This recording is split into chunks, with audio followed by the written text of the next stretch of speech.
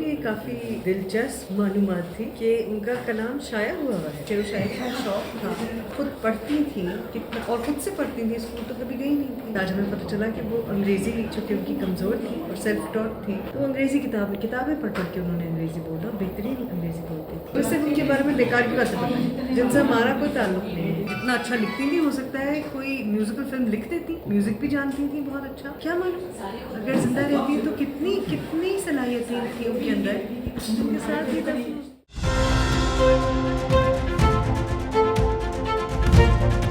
मीना जी से मुलाकात कहाँ, कब, किस उम्र में हुई? मैं 9 साल का था।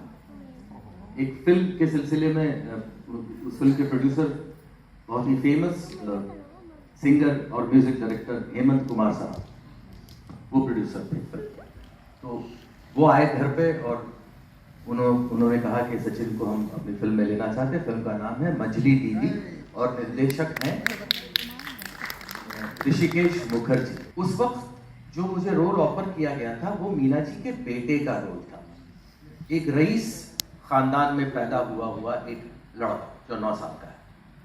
लेकिन जब मुझे उनके रशिदा के असिस्टेंट ने जब कहानी सुनाई, वो रोल उतना ज्यादा खास नहीं था जिस रोल के लिए फिल्म में तो बहुत छोटा सा मेन रोल तो वो था जो एक अनाथ लड़का है जिसकी जिंदगी में एक ये दीदी आती है जो, और चूंकि वो 2 बहनों के बीच की रिश्ते में है, इस वजह से उसको वो मजली दीदी कहता है। शरद बाबू की कहानी है मेज दीदी बंगाल की, उस पर ये बेस्ड था। मेरे अपने लिए काफ़ी दिलचस्प मालूमात थी कि उनका कलाम शाया हुआ है। तो ये और वो 72 में शाया हुआ था, 72 में मैं पैदा हुआ। तो इसमें सबको ये एक्सक्यूज़ दे रही हूँ कि मुझे इसलिए नहीं पता था कि मैं तो उसी साल पैदा हुई।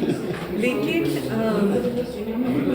देखिए ये कितनी दिलचस्प बात है कि वो उनका कलाम शाया हुआ है और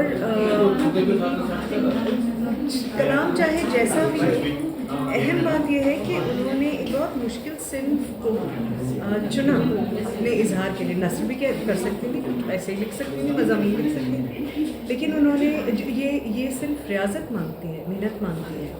सिर्फ ऐसा ही नहीं है कि एक ख्याल आया आपने कागज़ पे उतार दिया, ये नहीं कि वो आसान है, बिल्कुल भी नहीं।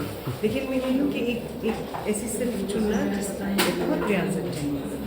वो बड़ी दिलचस्प बात है कि उनको शेर व शायरी का शौक था, खुद पढ़ती थी कितना और खुद से पढ़ती थी, स्कूल तो कभी गई नहीं थी। तो खुद से इतना जो उनकी शख्सियत में जो रिफाइनमेंट आपको नज़र आती है वो सब उनकी अपनी पैदा की हुई थी, सिर्फ इसलिए कि उनको पढ़ने का शौक था। तो ये एक ऐसी बात है जो हम हमेशा एक्ट्रेस को कहते रहते हैं, हर अदाकार को कहते हैं कि अगर पढ़ोगे नहीं तो कैरेक्टर में, पर्सनालिटी में रिफाइनमेंट नहीं आएगी, अप्रोच में रिफाइनमेंट नहीं आएगी। तो वो मीना कुमारी जी की शख्सियत में बिल्कुल आया है, जाहिर है। तो वो एग्जाम्पल दे सकते हैं आप कि लोग जानते ही हैं, मगर मुझे लगता है गैर ज़रूरी बातें जानते हैं जिससे उनका कोई ताल्लुक नहीं है और कुछ उनकी ज़िंदगी को कॉन्ट्रीब्यूट नहीं करती। लेकिन मुझे जब इस प्रोग्राम के लिए कहा गया तो मुझे काफ़ी चीज़ें और देखनी पढ़नी पड़ी और मुझे कुछ मालूम हुआ कि किस कदर पढ़ने की शौकीन थी। इसी ये एक बहुत मसला है कि हमारे यहाँ लोग सिर्फ अदाकार नहीं, ख़वातीन से कभी नहीं पूछते कि आपको क्या पढ़ने का शौक़ है। जैसे आज हमें पता चला कि वो अंग्रेज़ी चूँकि उनकी कमज़ोर थी और सेल्फ टॉट थी, तो अंग्रेज़ी किताबें पढ़ के उन्होंने अंग्रेज़ी बोला, बेहतरीन अंग्रेज़ी बोलती थी। तो ऐसी बहुत सारी बातें हैं जो हम जब पर्दे पे किसी को देखते हैं तो उनको अंग्रेज़ी में उसे ऑब्जेक्टिफाई करना कहते हैं, उनको बस उस हद तक ही रखते हैं जो हमको पर्दे पे नज़र आ रहा था।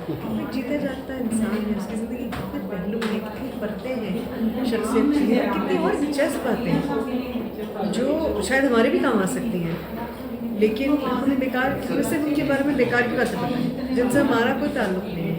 सो मुझे ये अच्छा लगा कि मैं कुछ उनकी शायरी के बारे में बात कर सकी, उनके फ़न के बारे में बात कर सकी। और इस प्रोग्राम की अच्छी बात ये थी कि म्यूज़िक भी था, रक़्स भी था और ड्रामा भी था। तो वो जो आप लोगों ने एक छोटी सी परफॉर्मेंस बनाई वो बहुत बहुत दिलचस्प है। और इतने सारे लोग दुबई में मौसीकार भी हैं, अदाकार भी हैं, रक्कास भी हैं, ये बहुत बहुत अच्छी। मुझे बस ये लगता है कि हमारा कर्ज रह गया उन पर, देखने वालों का, ऑडियंस का कर्ज रह गया कि हम मीना कुमारी को ही देखते रह गए और महाजबीन की नस्ल हो गई।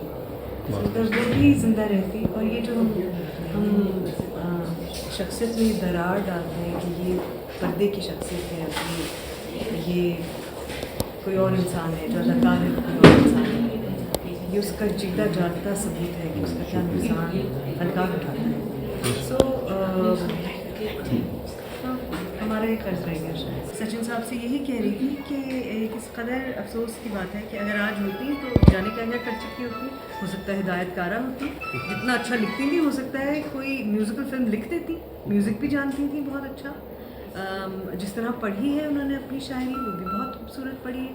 क्या मालूम किसी मुशायरे में और ज़रा ज़्यादा भारी भरकम उनका